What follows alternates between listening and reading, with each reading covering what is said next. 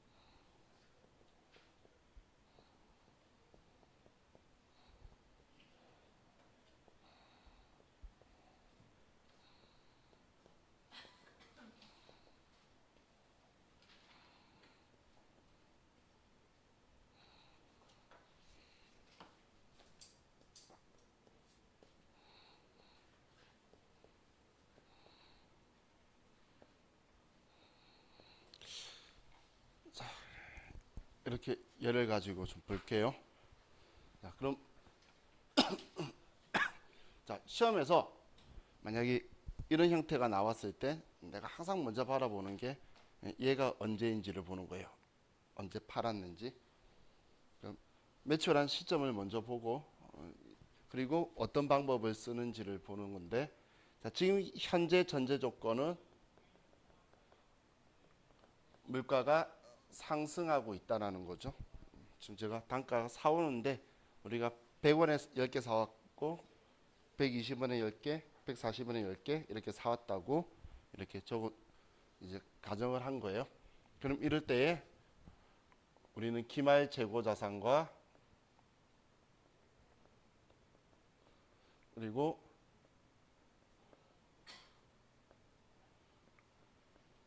띄었을까요?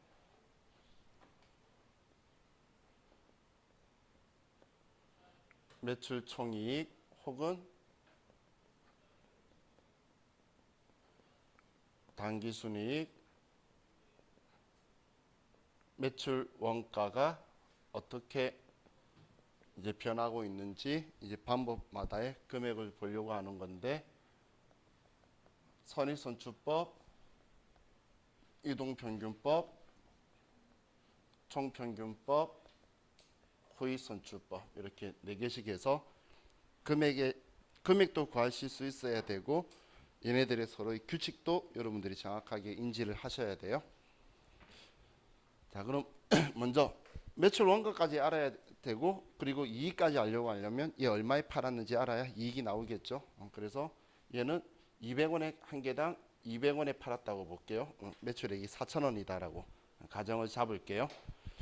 자, 이런 상황에서 우리가 20개를 팔았으면, 자, 첫 번째 선의선출법은 먼저 들어온 게 먼저 팔렸다는 거죠.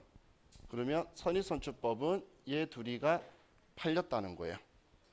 그러면 남아있는 건 얘네들이 남아있는 재고자산이라는 이야기가 되겠죠.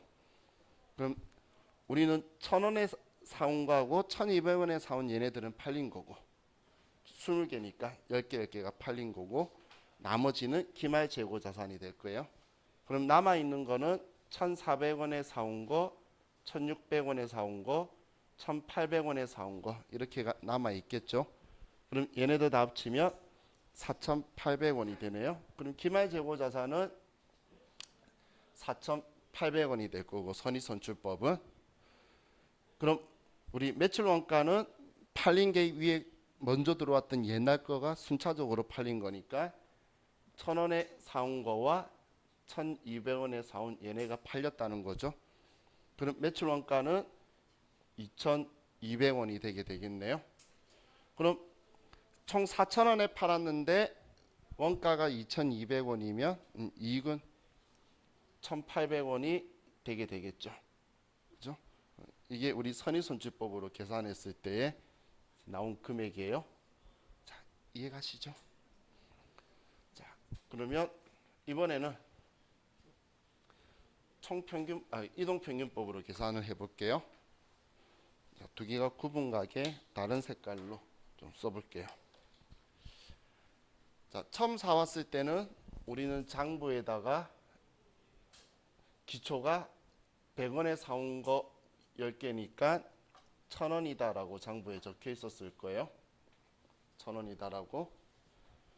그럼 이동평균법은 매번 사올 때마다 평균을 내는 거예요. 그럼 두 번째 사왔을 때는 얘 1200원 줬죠. 그러면 이때 평균을 낸다는 게 무슨 말이냐면 사온 금액이 총 합치면 2200원인데 내가 가지고 있는 재고 수량은 20개니까 그럼 한 개당 110원이다고 이렇게 평균을 낸다는 거예요. 사올 때마다. 자, 그럼 이제 두 번째는 또 사오는 게 1400원치 더 사왔죠.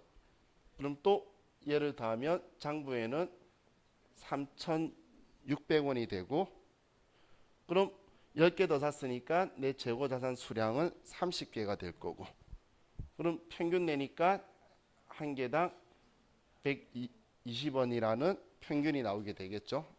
이게 이동평균법이에요. 사올 때마다 계속 평균 내는 거.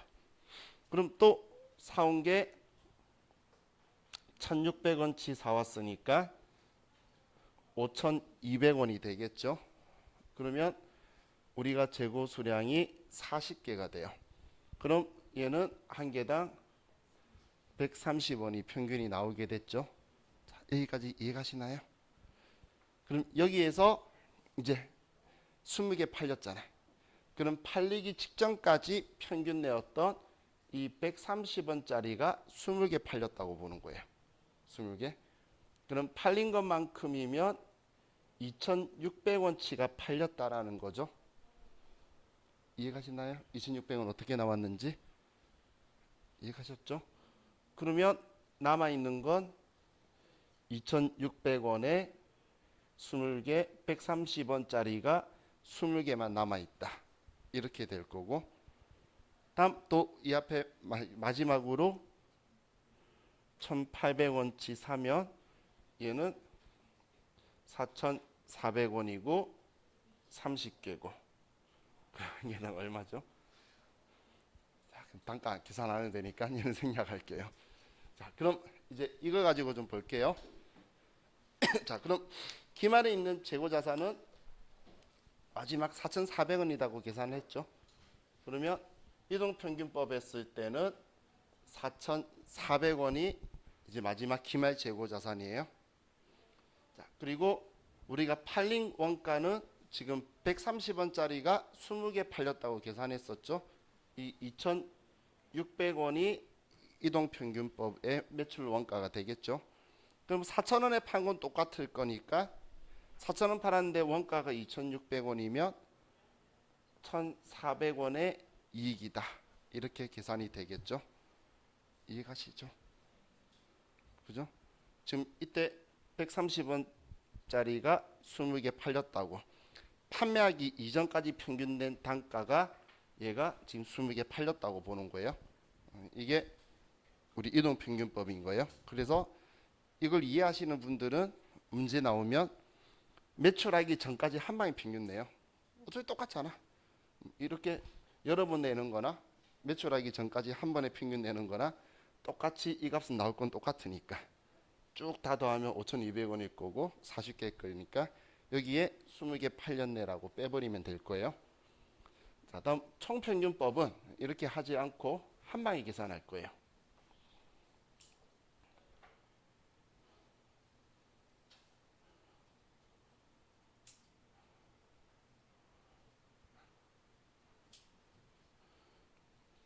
총평균법은 그냥 기말까지 둬서 매출 시점 신경 안 쓰고 사올 때 1,000원, 1,200원, 1,400원, 1,600원, 1,800원. 그럼 총 우리가 사온 금액의 합계가 7,000원이다. 그죠? 7,000원이다. 이렇게 계산을 하고 그럼 총 사온 우리 매입의 개수가 기초부터 하면 둘, 셋, 넷, 5개. 총 50개다. 그러면 하나당 평균 140원이라는 평균이 나오게 되죠. 이해가셨죠? 그럼 여기에서 우리 총 50개 중에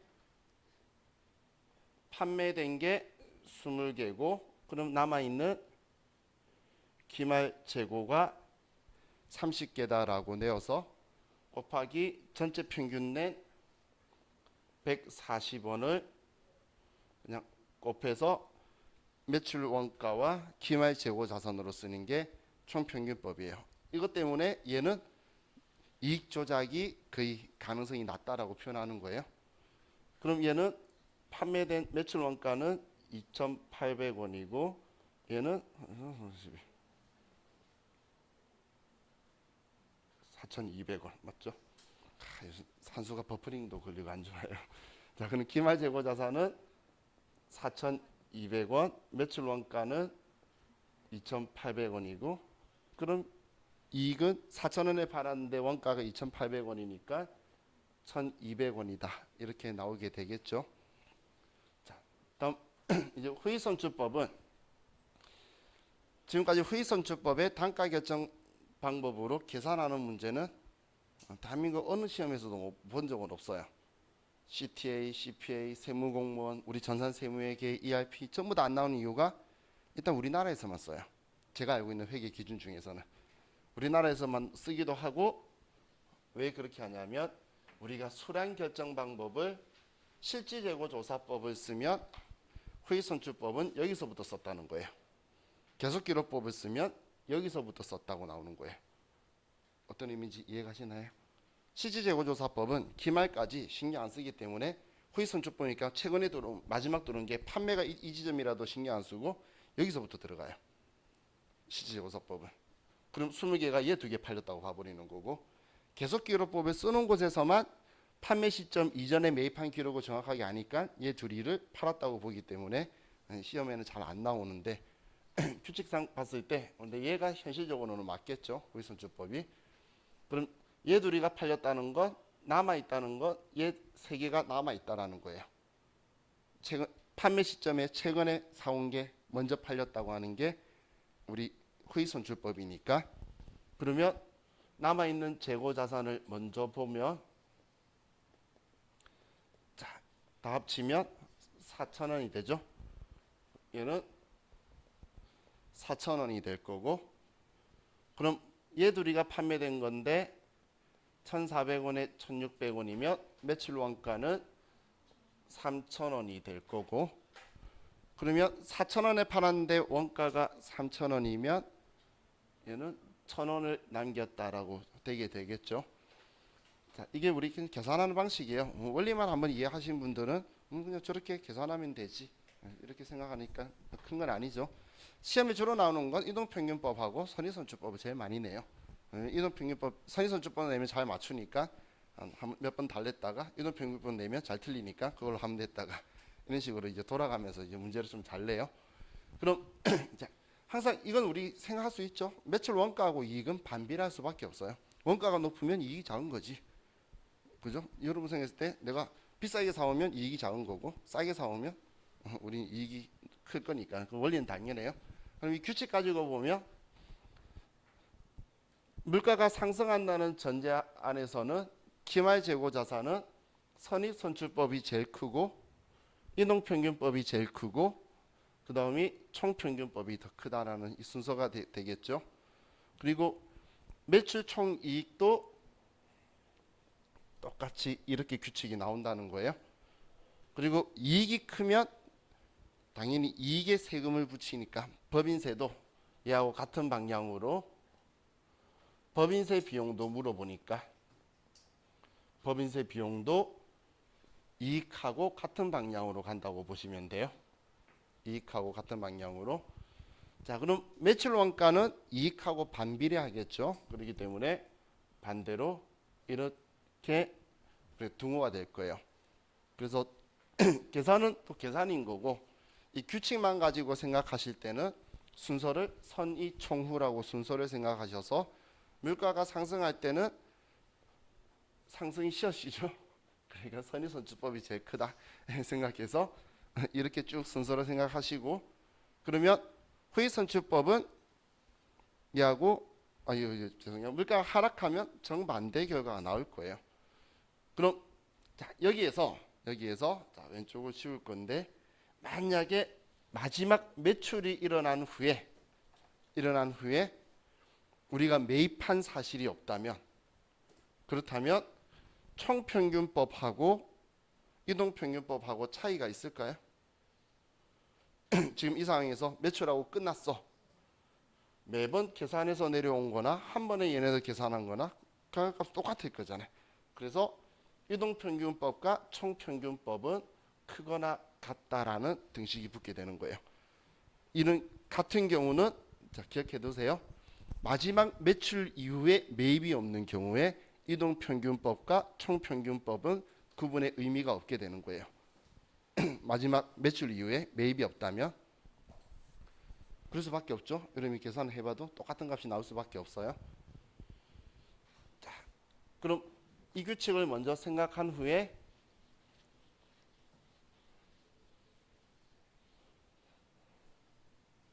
자, 물가 상승하는 거하고 정반대로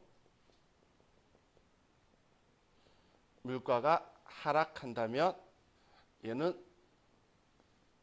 정반대다라고 해서 여러분이 외우기 편한 한쪽을 기억하시면 돼요. 물가가 하락할 때는 기말 재고 자산은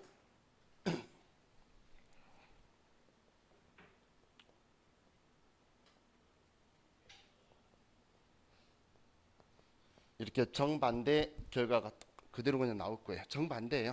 방금 이 숫자들이 그대로 뒤집어졌다고 보시면 돼요. 그럼 매출 총이익도 똑같이 반대로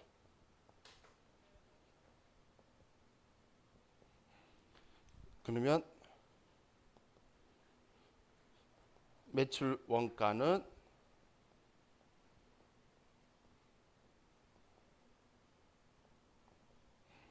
자, 두 개 중에 여러분이 외우기가 편한 거를 선택해서 하나를 외우고 하락하면 반대더라 혹은 상승하면 반대더라 이렇게 부호만 생각을 하시면 되겠죠. 그죠? 자, 그럼 여기에서 자, 우리 회계의 개념 체계에서 이런 표현이 있어요. 우리 회계는 보수주의에 맞춰서 회계 처리를 해요. 보수주의에 맞춘 회계 처리라는 건 안정성을 이야기하는 거예요. 요즘 뭐 TV나 뉴스 보면 있었던 정치 이야기 나오는데 정치 이야기의 보수 그런 거 아니에요. 얘는 안정성 있게 있다 이런 뜻인데 이 안정성인 보수주의를 따라라는 말은 뭐냐면 회계 기준 안에서 수익은 낮게 표현하고 비용은 높이 표현해서 그 결과로 이익은 낮게 표현을 하는 거고 자산은 낮게 표현하고 부채는 높이 표현해라. 여기에 제일 중요한 표현이 회계 기준 안에서라는 거예요. 회계 기준 안에서 우리 저렇게 표현을 해주라는 이야기예요. 그러면 안정성이 보수주의에 따르면 따를수록 안정성이 높은 곳이다 라고도 하고 보수주의에 적합한 곳이다 라고 표현도 하는 거예요. 왜 저렇게 표현하는 게 보수주의에 적합할까? 안정성이 높을까? 자, 여러분하고 저하고 생각했을 때 이렇게 생각하시면 돼요.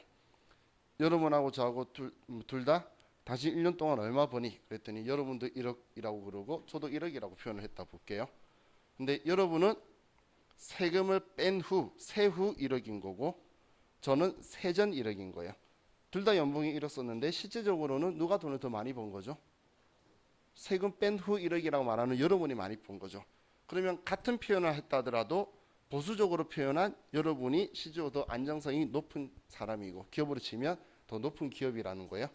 근데 이걸 함부로 세금 작게 내려고 이런 행동을 하면 안 되는 거예요. 회계하고 세금하고는 연계시키면 안 돼요. 회계는 회계 기준을 따라야 되는 거지. 조세 전략과 조세 부담을 감소시키는 거 고려해야 된다. 뭐 이야기는 전부 다 틀린 지문이에요. 세금은 세금에서 이야기할 거 하는 거고, 회계에서는 절대그런 행동하면 안 돼요. 근데 우리나라 기업들은 세금 작게 내려고 보수주의를 따라요. 정말 이거는 어쩔 수 없는 상황인 건데, 그럼 이 수익이라는 건 여러분들이 보수주의라는 생각은 안 하면서 수익 인식 요건을 완전히 충족해야지만 수익 인식하지, 아니면 하지 않을 거다, 그런 이야기를 해요. 그리고 자산의 인식 요건도 완전히 충족해야지만 자산으로 처리하지, 아니면 비용 처리해라, 이런 이야기들 공부하시면서 들은 적이 있을 건데, 그게 보수주의에 맞춰서 하는 거예요. 대변에 돈 나갔는데 그럼 차변에 자산 아니면 비용이겠지. 근데 자산 처리하지 말고 비용 처리하는 행동을 했던 게 보수주의에 적합하도록 우리가 그 기준에 맞춰 가고 있었던 거예요. 자, 그럼 지금 제가 왜 이 시점에서 저 이야기를 한 거냐면, 그럼 이 오른쪽을 봤을 때 물가가 상승하는 거에서 보수주의에 적합한 거 보면, 기말 재고 자산은 낮게 표현하는 게 안정성이 높은 방법이죠. 그러면 제일 낮은 금액이 후입선출법이라는 거예요. 또 이익을 가장 낮게 보여주는 방법은 우리는 후입선출법이 이익을 가장 낮게 보여주고 있죠. 자, 그리고 매출원가는 비용이라고 오늘 제가 이야기 몇 번 했었죠. 그럼 비용을 가장 높이 잡고 있는 게 후입선출법이라는 거예요. 그러면 물가가 상승하고 있을 때에는 안정성이 가장 높은 방법이 후입선출법이고, 안정성이 가장 낮은 방법이 선입선출법이다라는 걸 여러분들이 알고 있는지도 질문할 거예요. 그래서 선입선출법이 보수주의, 물가가 상승할 때는 안정성이 가장 낮은 방법이고 보수주의에 적합하지 않는 방법이다, 이렇게 여러분들이 인지하고 계세요. 그럼 당연히 물가가 하락하면 안정성이 가장 높은 방법이 선입선출법으로 바뀌겠죠. 정반대니까 위아래는. 그래서 안정성을 가지고 주로 질문은 보수주의라는 표현보다 언제부턴가 재고자산 이야기하면서 안정성 이야기하면 지금 이걸 질문하는구나 라고 생각하시면 돼요. 이게 우리 단가 결정 방법에서 나올 수 있는 부분들이에요. 자, 그럼 이제 재고자산의 저가법 적혀 있는 거 좀 볼게요.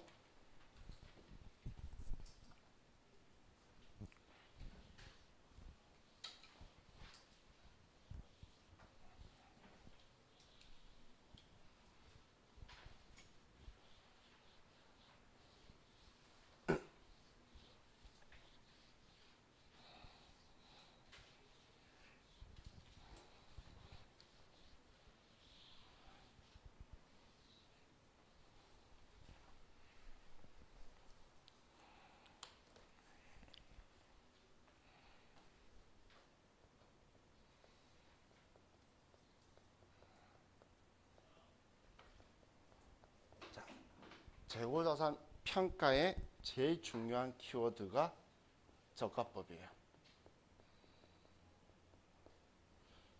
재고자산 키워드 중에 가장 중요한 키워드가 저가법이고, 이제 저가법에 대해서는 정확하게 좀 인지하고 계셔야 돼요. 자, 그럼 우리 재고자산이기 때문에 이 저가법이라는 건 취득 원가와 시가를 비교해서 이것 중에 작은 걸로 표현하라는 게 우리 저가법이에요. 지금 이 표현을 다르게 설명을 하면 우리가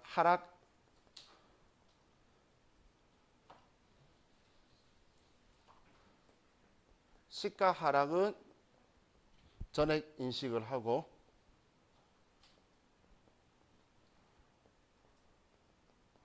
시가 상승은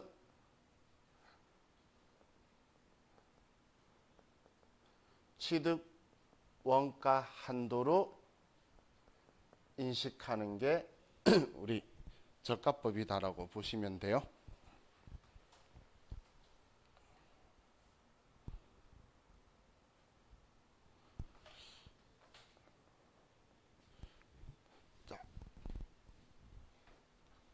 아래쪽 이야기를 숫자 가지고 보면 우린 정말 저도 그렇고 숫자를 별로 안 좋아해요. 그런데 숫자를 보면 이해가 잘 가는 것들이 꽤 많아요. 많은 사람들이 회계가 숫자하고 상관이 있다고 하는데 숫자하고 상관은 있어요. 공 하나 빠뜨리거나 더 넣으면 죽어도 안 돼요. 그런 거지 더하기 빼기 곱하기 이건 전혀 상관이 없어요. 숫자를 내가 딱 보자마자 얘는 10억, 100억, 1억 정확하게 체크하고 정확하게 쓸 수 있는 그것만 필요한 거지 여기에 더하기 빼기 곱하기 나누기는 회계하고는 전혀 필요 없는 행동이에요. 근데 그러니까 제가 하는 거예요. 제가 영어를 수학보다 싫어하는 거지 수학을 좋아하지 않는 사람이라는 건 어릴 때 알았어요. 그렇기 때문에 제가 그래서 이과를 갔는데 많은 사람들이 너 수학 잘하니까 수학 잘하기는 무슨 가자마자 1학년 때 바로 알았는데 수학도 내 길이 아니라는 걸. 저 그것 때문에 이과인데도 경제학과를 안 가고 경영학과를 간 사람이에요. 미분접분하기 싫어가지고. 자, 그럼 취득원가가 1,000원이라고 봤을 때 시가가 700원이라면 얼마로 기말에 평가를 해야 될까요? 작은 금액 700원으로 해야 되겠죠. 자, 다음 1,000원인데 얘가 500원이라고 볼게요. 그럼 얼마로 평가해야 되죠? 그럼 500원으로 평가를 해야 되겠죠. 그럼 취득원가가 1,000원인데 시가가 1,200원이에요. 그럼 얼마로 평가해야 될까요? 1,000원이 작으니까 이거만 해야 되겠죠. 취득원가가 1,000원인데 시가가 예를 들어 1,500원이에요. 그럼 얼마로 평가해야 되죠? 1,000원으로 평가할 거라는 거예요. 그러면 처음에 1,000원이었죠. 그럼 1,000원이라서 마이너스 300원을 인식을 했을 거예요. 처음에. 그죠? 근데 또 500원이면 이번에는 마이너스 200원을 더 인식을 해요. 이해가시나요? 처음에 1,000원에 샀는데 얘가 700원인 거야. 그럼 300원 내렸다고 우리 인식할 거예요. 근데 또 그 다음 연도 봤더니 얘가 500원이에요. 그럼 200원 더 내렸다고 또 인식할 거라는 거예요. 그래서 500원으로 보여줄 거예요. 근데 봤더니 그 다음 연도에 1,200원이에요. 그럼 우리는 500원에서 700원을 만드는 게 아니라 이렇게 갈 거라는 거예요. 그럼 플러스 500원을 인식할 거라는 거예요. 그럼 그 다음 연도는 1,500원이래. 그러면 이대로 1,000원이니까 우리는 아무런 반응을 안 할 거예요. 그게 지금 이야기예요.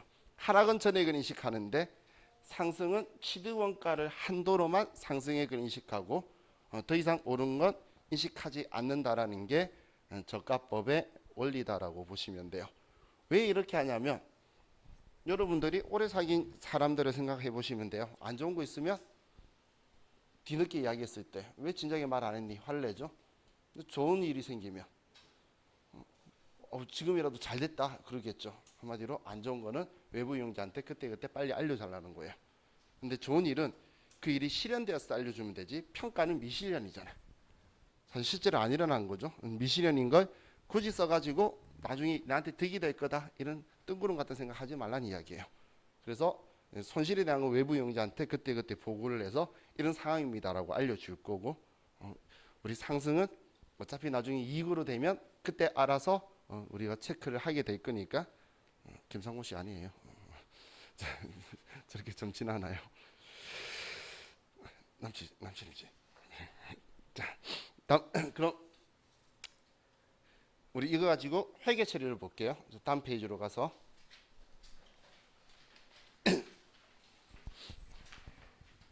자, 회계 처리 보기 전에 이 저가법 사용할 때, 자 이거 이제 기억해 두세요. 이 시가를 뭘 사용할 거냐라는 건데, 얘가 상품이나 제품은 순실현 가능액을 시가로 보는 거고, 원재료는 현행 대체 원가를 시가로 보는 거예요. 현행 대체 원가를. 순실현 가능액이라는 건 판매 가격에 판매 비용을 뺀 걸 순실현 가능액이라고 해요. 얘는 판매 가격에 판매 비용을 뺀 걸 순실현 가능액이라고 하는 거고, 현행대체 원가는 이걸 또 사온다면 얼마일 것인가, 이걸 시가로 봐서 취득원가하고 비교를 할 거라는 거예요. 자, 지금 제가 왜 기억하라고 하냐면 나중에 결산 문제 보면 얘 장부 가격 얼마, 순실현 가능액 얼마, 현행대체 원가 얼마 이렇게 줄 거예요. 그럼 여러분들이 뭐하고 비교할 건지를 봐서 취득원가보다 내린 걸 가지고 판단해야 될 거잖아요. 그죠? 그렇기 때문에 이제 어느 건지도 정확하게 제가 앞에 이야기했죠. 이제는 이론용이 아니고 실기용이다라고. 시기에 우리가 기말재고자산 금액만 쓰면 될 건데 그 금액 뭐 쓸 건지 그걸 이제 이거 가지고 계산을 하실 거니까 정확하게 인지를 하고 계세요. 자, 우리 책에 보면 어딘가에 뭐 제공품 적혀 있는데 제공품을 알 수 없는 거예요. 지웠나? 내가 전에 제공품 지우라 그랬는데. 자, 제공품은 사실 순실현 가능액을 쓸지 현행대체 원가를 쓸지는 제공품의 형태에 따라서 다르기 때문에 그거 가지고는 여러분한테 시험에 나오지는 않을 거예요. 자, 그럼 우리가 가치가 하락했을 때하고 올랐을 때하고 회계 처리를 좀 보도록 할게요. 회계 처리를.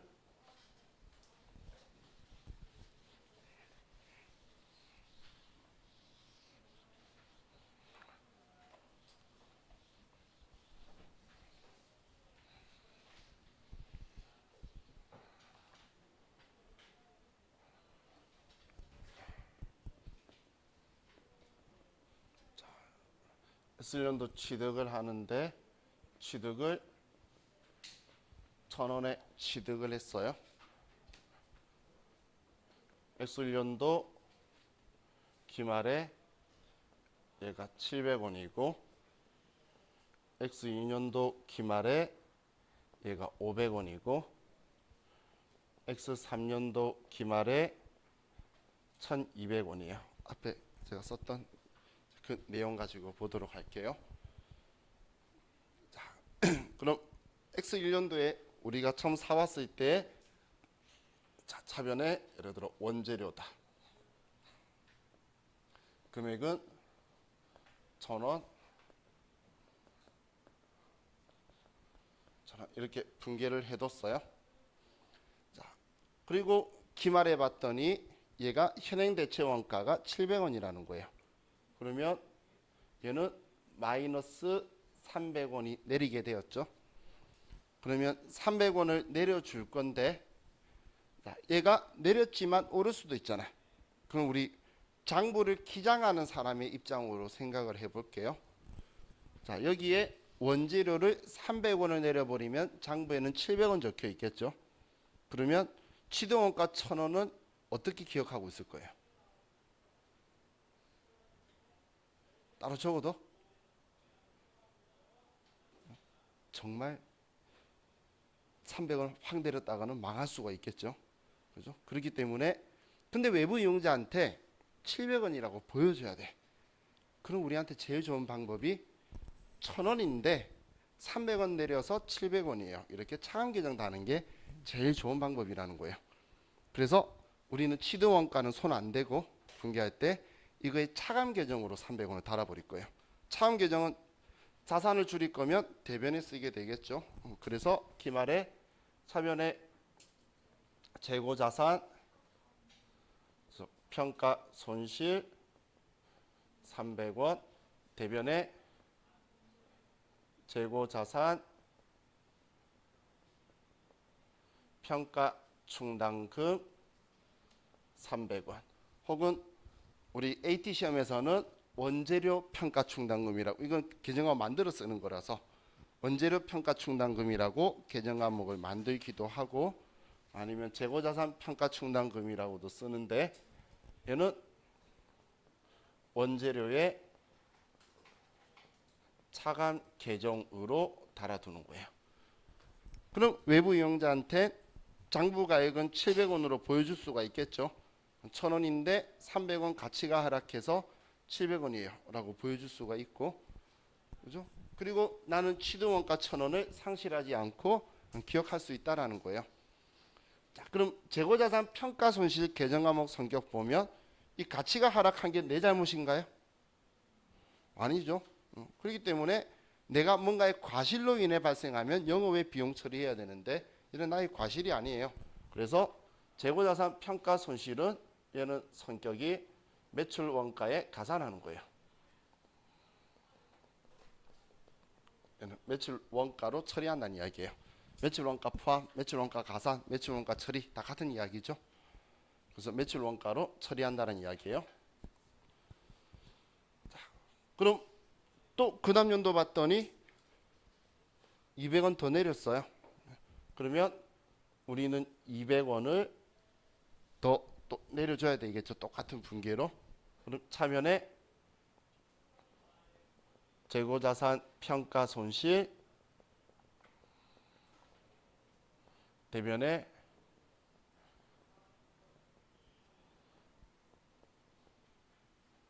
재고자산 평가 충당금 200원 이렇게 처리해 둘 거예요. 그럼 자, 재고자산 평가 충당금의 성격이 뭐라 그랬죠? 자산의 차감 계정이죠. 자산, 부채, 자본은 차감이든 뭐든 간에 내가 안 지우면 안 지워지고 장부에 남아서 같은 쪽에 써주면 합쳐져서 늘어나고 반대쪽에 써주면 지워지는 애들이에요.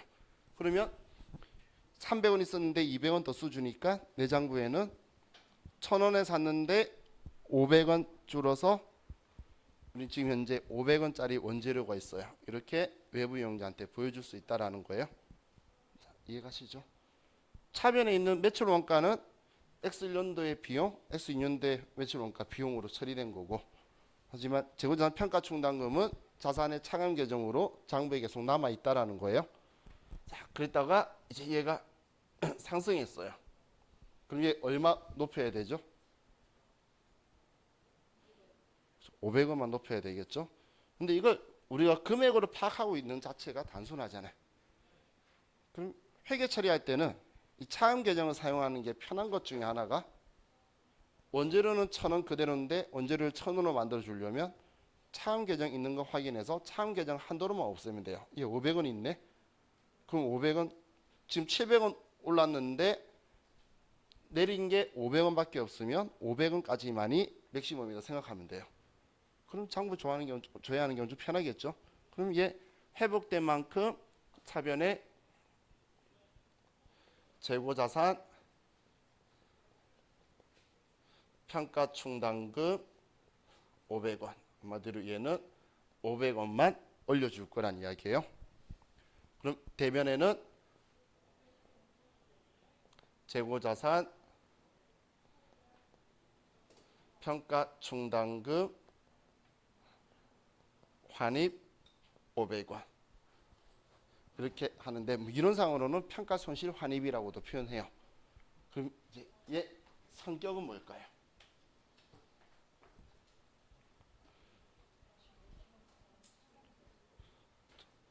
자, 매출 원가는 영업 비용이죠. 비용 처리했는데 얘가 돌아왔어. 그럼 수익 처리하는 게 맞겠지만 영업 비용인데 이걸 영업 수익은 이번에도 적절하지가 않죠. 얘를 영업 수익은 매출이라 그랬잖아요. 앞에 대손 충당금 환입처럼. 그래서 얘도 영업 비용에서 줄이려고.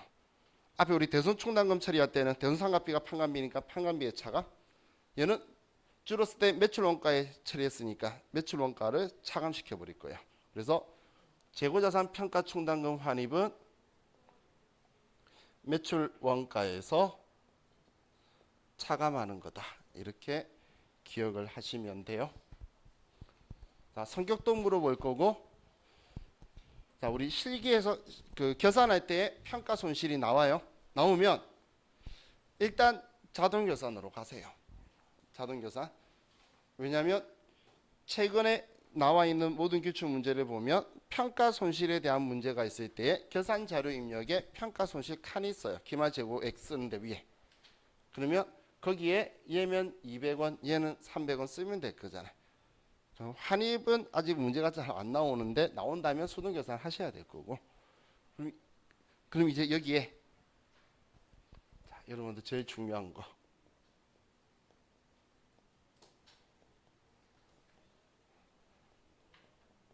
계산 자료 입력에 기말 재고액은 시가가 아니고 장부가액을 써야 된다는 거예요. 1,000원 써야 된다 그 이야기예요. 1,000원을 써줘야 되지. X년도 기말에 700원이라고 700원 쓰고 얘에다 500원이라 500원 쓰면 안 된다는 거예요. 왜냐하면 이 회계 처리를 한다는 의미가 뭐냐면, 자, 오른쪽 좀 지워도 되겠죠? 자, 이거예요. 우리가 재무상태표가 있어요. 그럼 재무상태표에, 자, 얘가 가운데라고 봤을 때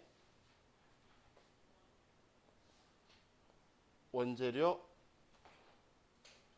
적혀 있고, 그리고 여기에 재고자산 평가 충당금이라고 해서, 우리 첫 번째 300원 회계 처리하면 여기에 300원이다라고 이렇게 장부에 기록이 되게 돼요. 그럼 이렇게 기록해 놓고 나서 여러분들이 금액을 쓰는 곳이 여기 칸을 금액 쓰는 거예요. 여기에. 그리고 여기가 장부가액이에요. 그러면 장부가액이라는 표현이 뭐냐면, 여기에 지금 제가 장부가액 쓴 거는 장부에는 지금 취득원가를 이야기하는 거고, 취득원가를 지금 장부에 얼마 적혀 있는데 순실은 현행대체원가는 얼마다 했을 때에 1,000원이 장부가액 취득원가겠죠. 그러면 여기에 여러분들이 1,000원이라고 써줘야 300원 내려서 700원이라고 표현이 될 거예요. 근데 여러분들이 만약에 원재료 재고자산 평가 충당금에서 300원 처리를 했는데 여기에 700원이라고 쓰면 장부가액은 400원으로 나올 거라는 거예요. 이렇게 되면 안 되겠죠.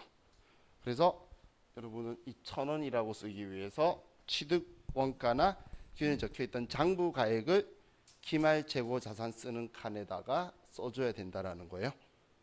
왜 취득원가에 기존 적혀있던 장부금액을 쓰는지 이해가시죠? 저 회계 처리가 들어가서 얘가 생기기 때문에 나는 내가 써주는 금액은 이 금액인 거예요. 이 금액을 써주는 게 아니고. 그러면 컴퓨터가 700원으로 표현을 해주려고 준비가 다 되어 있을 거니까 여러분들은 저렇게 써주셔야 돼요. 자, 지금 설명드린 게 40페이지에 방가루 2번에 저가법 회계처리 동그라미 1번, 2번을 제가 설명을 드린 거고, 하면서 이거는 우리 결산하고 관련이 많은 거라 결산이랑 같이 섞어 설명드렸어요. 자, 쉬었다가 이제 감모 손실하고 또 우리 기말재고자산 선택하는 거 볼게요. 쉬었다 합시다.